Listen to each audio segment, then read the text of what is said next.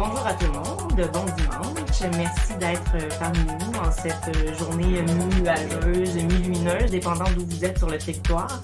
Je me trouve présentement à Lévis, donc grâce aux joies de la technologie, je peux être téléportée jusqu'à vous dans votre salon, votre cuisine, votre chambre à coucher, qu'en sais-je. Peut-être êtes-vous en train de finir votre deuxième café, donc merci de venir partager ce moment avec nous en compagnie de Chloé la Duchesse, donc invitée d'honneur cette année du Salon du Livre de l'Outaouais. Et moi, je me présente quand même, je prends 2 petites secondes pour vous dire que je me nomme Mélissa Véraud. Je suis également autrice, traductrice littéraire, mais j'endosse aujourd'hui avec plaisir la cape de l'animatrice, donc pour m'entretenir avec Chloé au sujet de son plus récent recueil de poésie. Mais avant de plonger dans le vif de la discussion, je vais quand même me permettre une petite présentation pour résumer le parcours de cette Chloé la Duchesse, donc qui a publié 2 recueils de poésie. Le premier, Furie, que j'ai juste ici avec ses belles couleurs, qui a été publié en 2017 et qui a été finaliste au prix Trillium 2018. Et le second, Exosquelette, je vais le prendre comme il faut, le plus récent, publié pour sa part en 2021, qui a été finaliste au prix du gouverneur général de cette même année et qui fait partie de la sélection du prix des Libères du Québec 2022. Elle a signé aussi plusieurs textes dans des recueils, dans des revues, des collectifs, que ce soit en nouvelles ou en poésie. Et il convient de souligner qu'elle a également été la 5e poète officielle de la ville de Sudbury, où elle réside toujours. Donc, Chloé, officiellement, bienvenue. Merci d'être là. Donc, j'aime ça, nos bibliothèques se répondent. On est dans un décor similaire. Ça surprendra personne qu'on soit entouré de livres, je crois.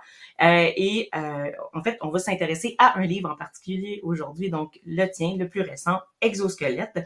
Je vais quand même me permettre quelques petits ricochets sur Furie que j'ai lu aussi avec grand plaisir. Et je veux juste rappeler à nos spectatrices et spectateurs qu'il est possible, malgré la formule virtuelle, de poser des questions à notre invité. Donc, si jamais il y en a qui vous popent à l'esprit, n'hésitez pas à les indiquer dans la section clavardage, que vous soyez sur Facebook ou sur YouTube. Les questions, nous seront transmises et on pourra en discuter avec notre invité. Et à la fin, en fait, de l'entretien, je vais garder un petit 5 minutes pour ces questions-là. Donc, on y va, on plonge. Exosquelette. Première grande question, très vaste, qui va nous permettre de rentrer dans les détails après ça. D'où vient cette idée? Comment est née l'idée du recueil? Moi, j'aime beaucoup la genèse des livres, donc je me demandais, ça a été quoi le flash? C'est vrai qu'en poésie, dans les dernières années, c'est vraiment l'idée du projet unique qui émerge et qui est populaire, mais ce recueil-là, c'est un recueil dans le sens premier du terme, c'est-à-dire j'ai ramassé des choses et ça paraît dans la structure même, dans les 5 parties. Ceci dit, toutes ces sections-là viennent de la même volonté de trouver une nouvelle façon d'écrire, en fait, de travailler la forme, de travailler le souffle, beaucoup inspiré par la poésie de Robert Dixon, un des grands poètes franco-ontariens. Donc vraiment, j'ai expérimenté jusqu'à ce que je trouve un filon, une façon d'écrire que je me disais, là, j'ai trouvé quelque chose. Et tous les poèmes, toutes les suites découlent en fait de cette volonté de dire là avec différents sujets, mais toujours dans cette volonté esthétique.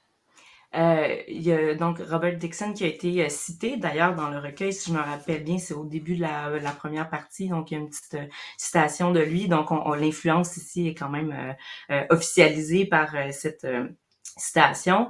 Et c'est vrai qu'on sent qu'il y a eu un changement dans le rythme, dans le souffle. Tu dis avoir voulu travailler ça, mais on peut vraiment le remarquer.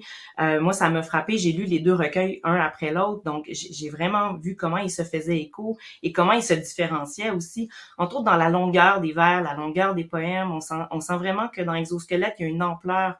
Le poème se déploie souvent prend davantage d'espace dans la page. Et est-ce que c'était ça ton objectif, donc de te déployer, ou c'est arrivé un peu par hasard, simplement les sonorités ont fait en sorte qu'à un moment donné, les poèmes ont comme explosé, si on veut? Ben c'est sûr que tu mentionnais dans ma présentation que j'ai écrit en collectif, par exemple, ou comme poète officielle aussi, j'étais appelée à faire des lectures de poésie. Et quand tu as des poèmes de 2 vers, de 4 mots chaque, c'est comme un peu, il se passe rien, tu sais, c'est vraiment difficile. Donc, j'ai pris l'habitude, ne serait-ce que pour des événements, d'écrire plus long, pour comme avoir assez de matériel pour lire, que ce soit pas juste comme et j'ai gardé cette habitude-là. Même, j'ai fait des éditoriaux poétiques pendant 2 ans à Radio-Canada, à Sudbury. Et là, c'est des poèmes de 6 minutes. Donc, on est dans les 1000 mots, ce qui est presque autant que mon premier recueil, dans juste un texte. Donc, j'ai appris à travailler avec la longueur et j'ai pris un certain goût. Je pense que, comme je disais, dans ce recueil-là, à peu près tout, c'est cohérent. Le prochain, je dis pas que ça sera la même chose, mais effectivement, c'était volontaire, mais c'était aussi la suite logique d'une expérience de la lecture publique qui me donnait envie d'avoir un peu plus de souffle et un peu plus de chair. Donc, c'est intéressant parce qu'on sent vraiment que c'est l'ensemble de la démarche, donc qui inclut des lectures publiques, qui inclut des rencontres avec les lecteurs, qui est venu influencer le processus d'écriture finalement. Parce qu'on peut souvent penser que l'auteur est tout seul entre ses quatre murs et qui réfléchit uniquement avec sa tête, puis qui parle de lui-même toujours pour écrire.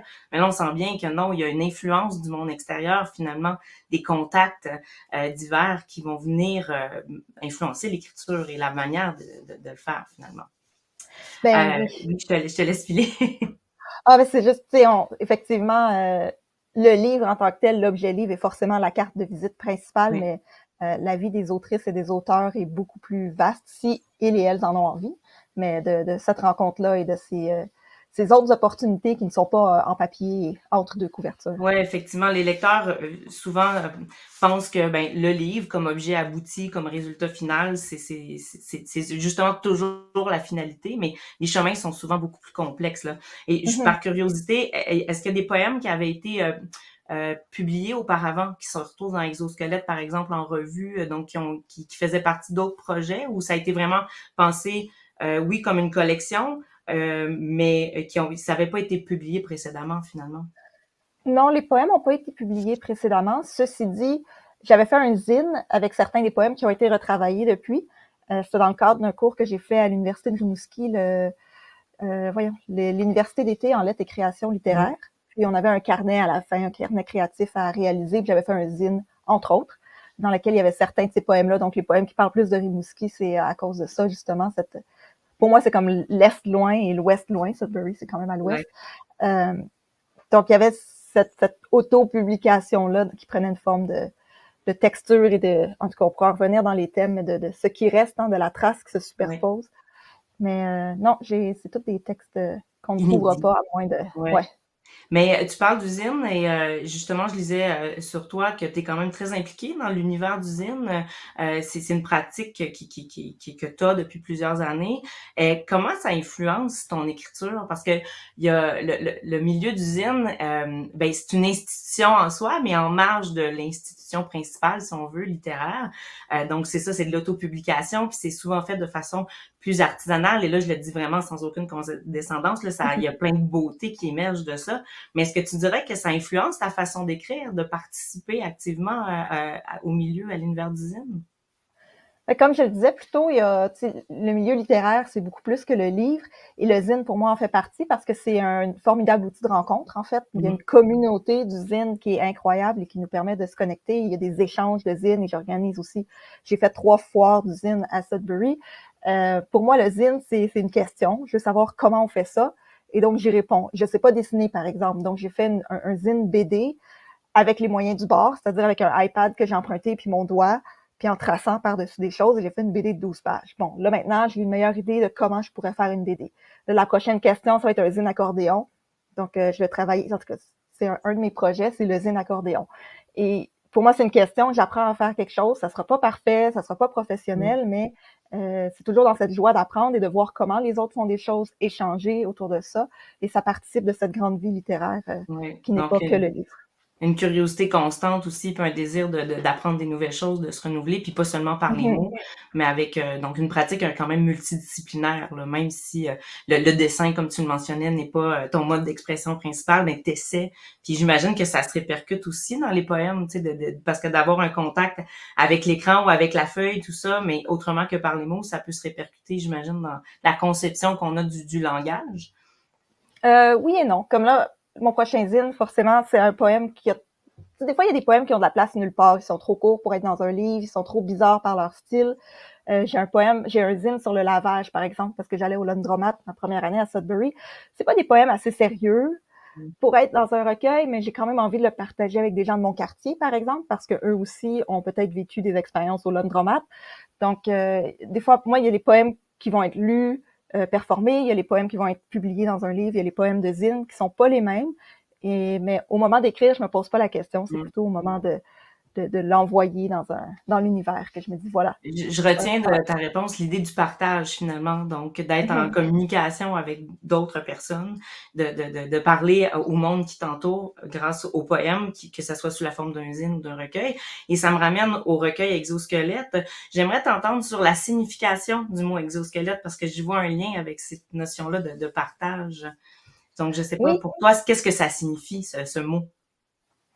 ben c'est sûr que mon éditeur l'a beaucoup tourné comme cet appareil par-dessus le corps.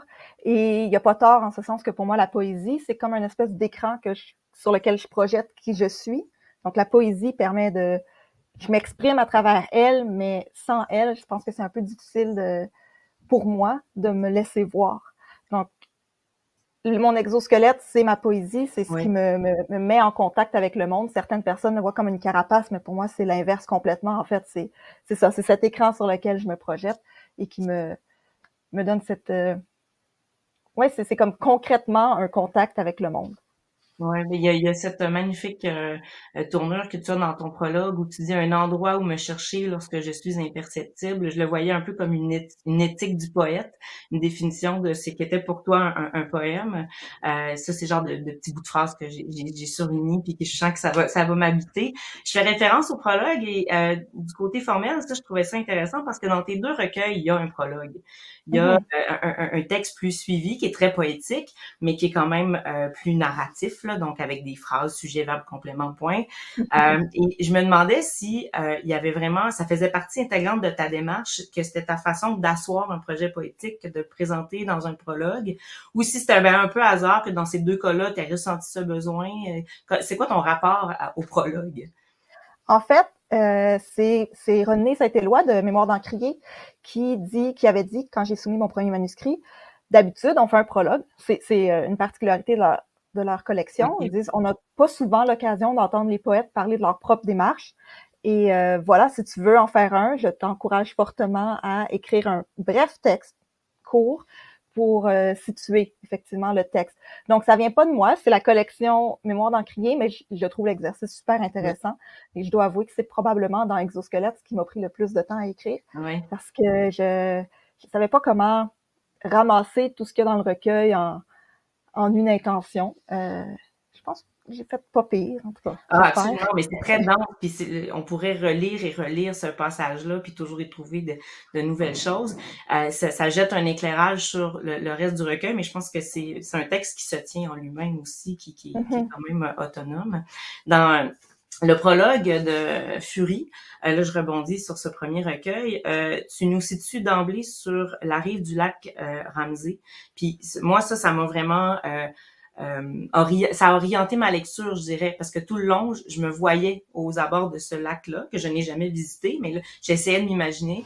Donc, les poèmes, pour moi, étaient situés dans un lieu. Et j'ai remarqué que, de façon générale, dans Exosquelette aussi, les lieux sont vraiment présents. Les poèmes sont imprégnés des lieux, tu les nommes. Il y a des noms de rues, des noms de ruisseaux. On nomme le lac Baïkal. Donc, tu nous transportes de Sudbury à Toronto. Il y a la ville reine qui est mentionnée directement. On passe même par la Russie, par l'entremise de ce lac-là. Donc, tu nous fais faire un petit voyage, mais des fois, on se rend même pas compte. Probablement, il y a souvent des références de lieux qui m'ont échappé. Moi, je suis allée avec mes connaissances, évidemment. Mais c'est quoi ton lien avec les lieux? Comment ils influencent ton écriture? Comment ils la marquent? C'est sûr qu'il y a beaucoup de références, notamment parce que Furie a été écrit au tout début quand j'ai déménagé à Sudbury, donc j'étais en train de tout découvrir. Tout était nouveau pour moi et donc je voyais tout, alors que quelqu'un qui aurait grandi ici aurait arrêté de voir, ça fait longtemps. Donc oui, j'avais envie d'ancrer mes poèmes dans ces endroits-là qui étaient pour moi c'est ça, nouveau. Comme adulte, j'habitais dans un nouvel endroit, j'avais pas le même lien émotif.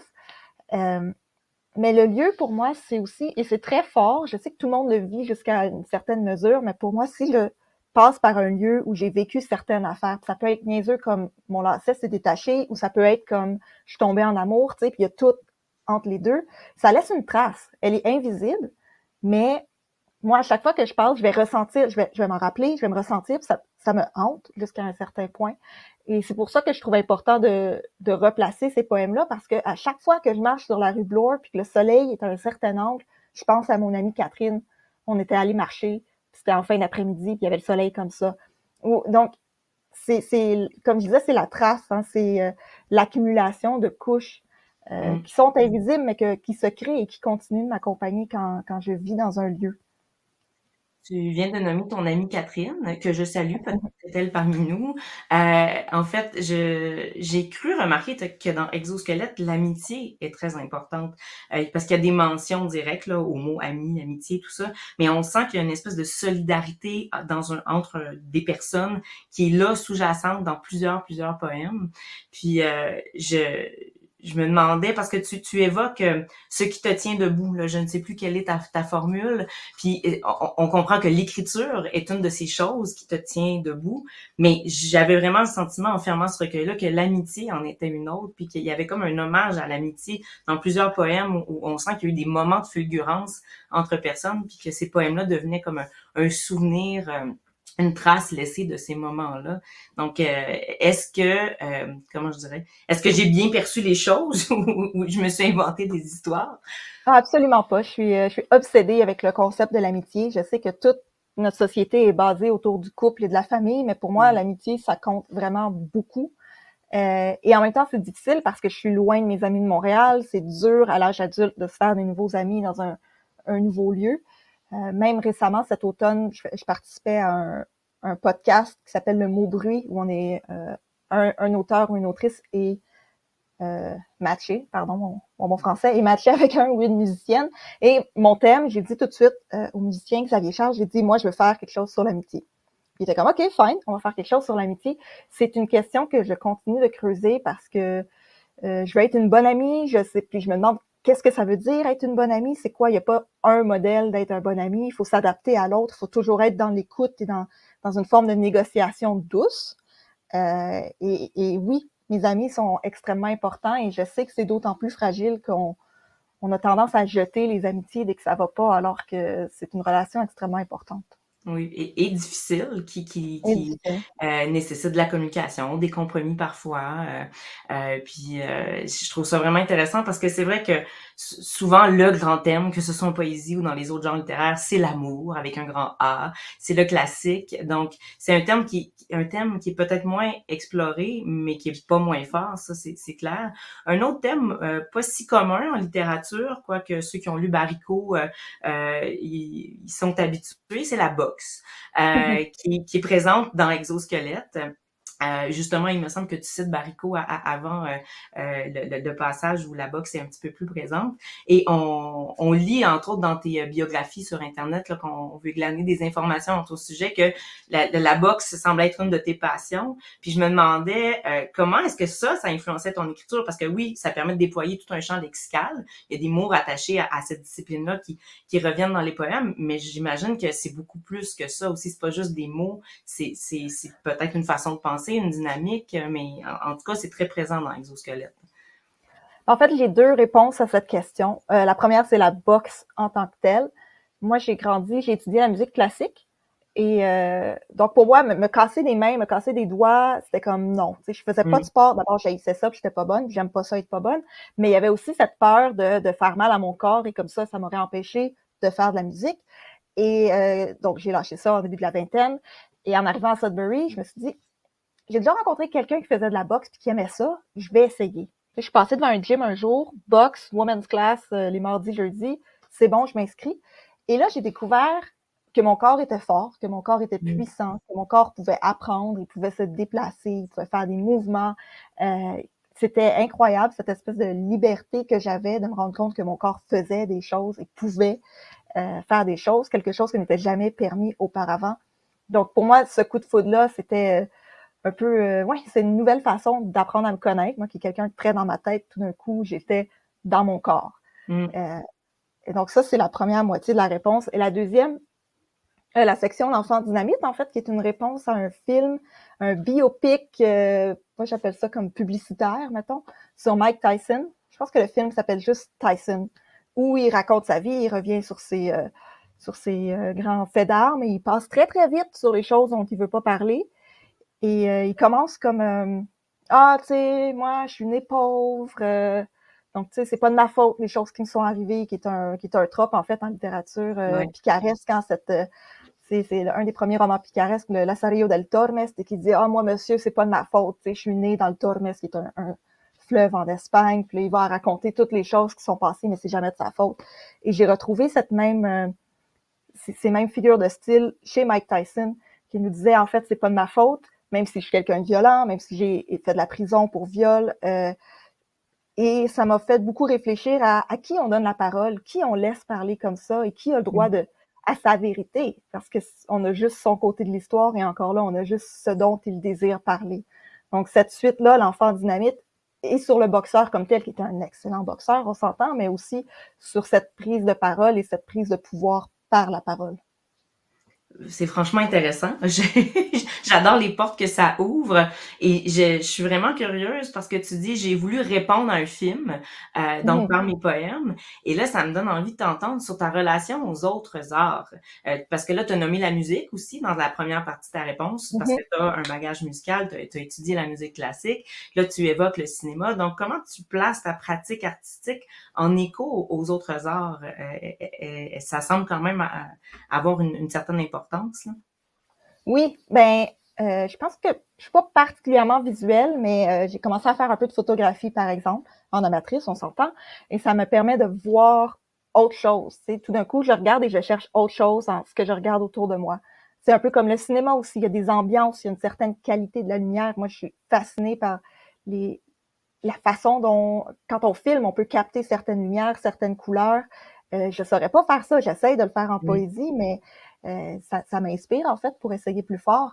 Même chose, j'ai travaillé brièvement dans un centre d'art actuel. Donc là, tout d'un coup, j'ai un autre rapport à la performance, par exemple, à leur performance lors d'installation. Puis la musique, un peu moins maintenant, quoique j'ai des projets. Juste parce que j'aime lire, puis quand il y a de la musique, puis je lis, je peux pas faire les deux. Mon cerveau ne veut pas. Mais sinon, j'ai souvent la radio d'allumer quand je fais, peu importe. Donc, pour moi, chaque poème, chaque écriture est une réponse à quelque chose, que ce soit une forme d'art ou quelque chose que quelqu'un a dit, quelque chose que j'ai vu sur la rue ou un sujet de société. Il y a comme, j'écris pas toute seule, j'écris toujours en réponse. Et les arts sont des grandes inspirations, mais plutôt esthétiques que de contenu, mettons. J'entends quand même une grande forme d'engagement aussi dans ta démarche parce que d'être toujours en réponse comme ça au monde qui t'entoure, ça nécessite que tu sois très présente à ce monde-là. Puis justement, ça nous éloigne de la figure du poète là, qu'on a souvent en tête, là, qui est tourné vers lui-même, vers son intériorité, ses sentiments. Là, toi, ça semble être l'inverse. C'est comme il y a une ouverture, puis il y a le monde qui se répercute contre toi et tu veux lui renvoyer une réponse. Donc, il y a vraiment un dialogue qui s'installe.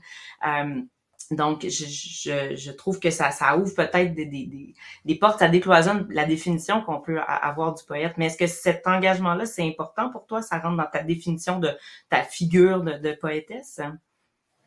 Ben, je suis une grande anxieuse, en fait. Donc, forcément, les choses m'atteignent avec particulièrement d'intensité. Et j'ai pas beaucoup de patience pour l'injustice, mais en même temps, je me sens absolument impuissante de changer quoi que ce soit. Donc, je pense que c'est là que l'engagement vient. C'est que c'est à l'intérieur de mon corps, tu sais, je le sens. Alors, il faut que je l'exprime d'une certaine façon. Je suis pas encore rendue à aller m'enchaîner à un pipeline, peut-être un jour, mais ça sera, pour moi, pour l'instant, ça passe par la poésie, ça passe par l'écriture. Ceci dit, je connais pas beaucoup de poètes.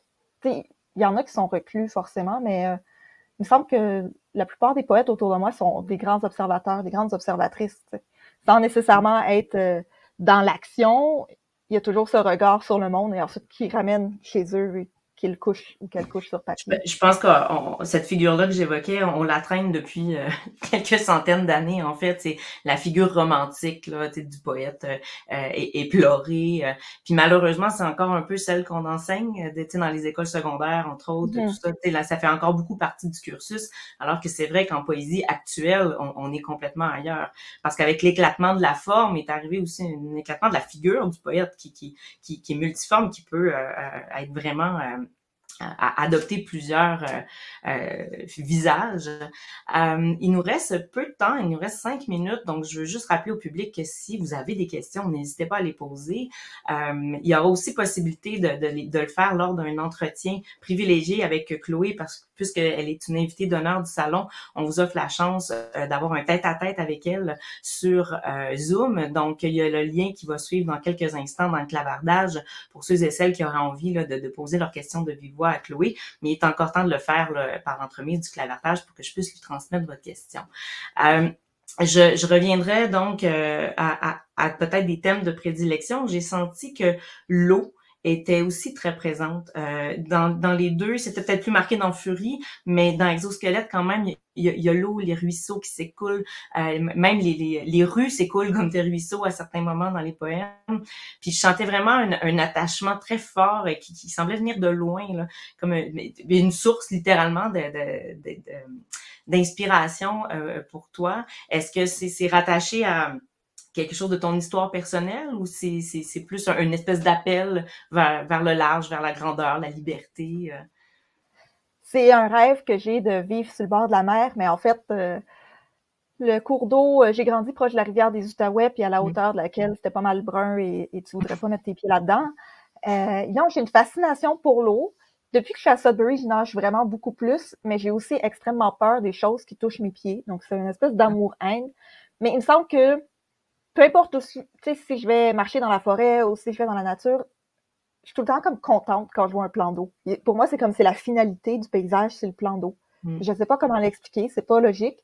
J'aime l'eau, ça me fascine, ça me fait peur, et je vais continuer d'essayer de l'apprivoiser, en fait. Mais ouais, j'ai déjà failli me noyer une fois, j'ai pas trouvé ça le fun. Ah, quand même, oui. Ça peut laisser des traces dans son rapport justement à cette eau. Donc, il y a comme une dialectique, là, cette tension-là. Puis, est-ce que tu as un peu cette même tension-là envers la poésie? Parce que là, je fais référence à mon expérience personnelle de l'écriture. C'est amour-haine aussi. On aime écrire, on peut pas s'en passer. C'est un besoin vital, mais en même temps, des fois, c'est pas tant de la douleur que... c'est déchirant parfois, puis on la repousse, mais elle revient. Donc, je sais pas si tu le vis un peu de la même manière. Ah, c'est une torture pour moi. Des fois, ça m'arrive d'avoir des inspirations, puis là, tout d'un coup, j'écris pendant 3 heures, c'est magique. Mais je pense que la plupart des phrases ou des vers, il faut que je me les sorte, que je me les arrache. Je sais pas pourquoi je fais ça. Je regarde mes amis qui passent leur samedi à aller se promener, ils sont dans la forêt, ils ont du fun, puis moi, je suis devant mon ordinateur, puis je peux y aller quand j'ai fini mon paragraphe, puis là, il est rendu 9 heures le soir. Donc, ouais, c'est effectivement, mais je sais pas. J'aime avoir écrit. Je suis très critique envers ce que je fais, mais en même temps, je fais confiance à l'univers. Bon, voilà. Si vous aimez pas ce que je fais, ben, c'est pas plus grave. Mais il y a quand même une discipline quand même à laquelle tu t'astreins, si je comprends bien. Donc, de dire, ben, tant que j'ai pas fini mon paragraphe, je reste là, puis je travaille. Donc, c'est comme ça que tu fonctionnes? Ben, en poésie, un peu moins, parce que c'est une forme plus courte. Tu sais, un poème, on peut le canner assez vite si on est motivé. Et donc, le livre se construit sur un temps qui peut être long, mais j'ai publié un roman, en fait, le mois prochain. Et ça, comme on peut pas, si on prend trop de temps, j'oublie. Moi, j'oublie d'un chapitre à l'autre qu'est-ce que j'ai fait. Donc, il a fallu effectivement que je me donne un horaire et que toutes les semaines, et même certaines semaines complètes, quand j'avais des vacances, c'était ça. Et ça m'aide beaucoup. En fait, j'ai produit un livre, donc forcément, ça fonctionne. Mais c'est aussi un peu frustrant et je suis très contente de retrouver mes fins de semaine. Ouais, ouais, c'est ça. C'est que dans le fond, on se prive soi-même d'autres choses pour être dans l'écriture. Donc, je te souhaite de pouvoir profiter de ces vacances-là qui arrivent avec la publication du livre. Donc, c'est excitant de savoir qu'on pourra retrouver tes mots très prochainement. Donc, je trouve ça intéressant aussi de savoir que là, tu es allé vers le roman. Donc, tu te promènes d'un genre à l'autre, de la poésie à la nouvelle, au roman. Est-ce qu'il y a quand même un genre où tu te sens plus à l'aise, pour toi, c'est plus naturel? Est-ce que tu trouves ton aise dans chacun de ces modes d'expression? C'est sûr que j'ai plus d'expérience en poésie. Ceci dit, chaque nouveau projet, même si on me commande un poème ou une suite pour une revue, ça va quand même être un casse-tête. Mais de la même façon que pour le zine, moi, j'essaie toujours d'apprendre de nouvelles choses. J'ai pas envie de faire la même chose 2 fois. Alors voilà, j'ai un projet de recueil de nouvelles, j'ai un autre projet de roman, j'aimerais faire un essai. Je pense que j'aurais jamais fini d'apprendre, c'est ce qui est intéressant. Je vais continuer de lire, puis je vais continuer d'être émerveillée devant l'ampleur de ce qui peut se faire en littérature, puis je vais continuer d'essayer d'en faire moi aussi. Ah, puis pour le plus grand bonheur de tes lecteurs, comme ça, on sait qu'on va te retrouver sur une base plus ou moins régulière dans différentes formes. Donc, pouvoir continuer nous aussi d'être émerveillés, de trouver une voix qui s'exprime différemment. Le temps a vraiment filé. On est déjà au bout de cette demi-heure, donc plus de temps vraiment pour les questions du public. Mais je vous rappelle, c'est ça qu'il y aura toute l'occasion de les poser directement à Chloé par le Zoom. Mais en attendant, moi, je vous invite à vous procurer ses livres, même celui qui s'apprête à sortir bientôt. Mettez ça dans votre calepin de notes. Donc, Exosquelette, mais aussi Furie.